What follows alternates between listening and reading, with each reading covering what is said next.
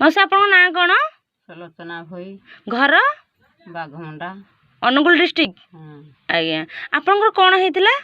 ବାତ କେତେ ବର୍ଷ ହେଲାଣି ହେଇଥିଲା? ହେଲା 20 ବର୍ଷ। 20 ବର୍ଷ ହେଲାଣି ବାତ ହେଇଥିଲା। ସବୁ ଆଗରୁ କୋଉଠି ସବୁ ମେଡିସିନ ଖାଉଥିଲେ? ଆଗରୁ ଏମିତି ଫିଙ୍ଗା ଇଞ୍ଜେକ୍ସନ ଖାଆନ୍ତି? ଭଲ ହୁଏ? ନାଇଁ ଏମିତି ଦବିଯାଏ ଆଉ। ଫେରେ ଯିବାକୁ ସେୟା? ଓହୋ କେତେ ଟଙ୍କା କ'ଣ ଖର୍ଚ୍ଚ କରିଛନ୍ତି?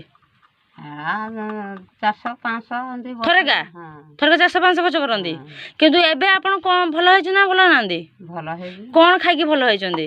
ଦିଦିକ ଢୋଷ ଖାଇକିରି। କ'ଣ ଟିକେ ଦେଖାନ୍ତୁ କ'ଣ ଖାଇଛନ୍ତି ସବୁ? ଏରା ମୁଁ ପଢ଼ିନି ଏରା। ଧରନ୍ତୁ ଏମିତି ଏଇଟା ସବୁ ଖାଇକି ଭଲ ହେଇଛନ୍ତି?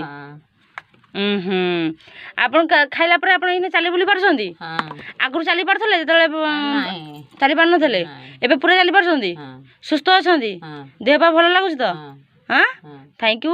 ଆପଣ ଯେମିତି ଭଲ ହେଇଛନ୍ତି ଆପଣଙ୍କ ଘର ପାଖାପାଖି ଲୋକ କି ଆପଣଙ୍କ ଗାଁ ପାଖ ଲୋକଙ୍କୁ ଆପଣ ଚାହାନ୍ତୁ ଯେ ଏମିତି ବାତ ଯାହାର ହେଇଛି ଆପଣ କୁହନ୍ତୁ ଯେ ଏଇସବୁ ଜିନିଷ ଖାଇକି ମୁଁ ଭଲ ହେଇଛି, ଆପଣ ସମସ୍ତେ ବି ଭଲ ହୁଅନ୍ତୁ। ହଁ ନା ନାଇଁ?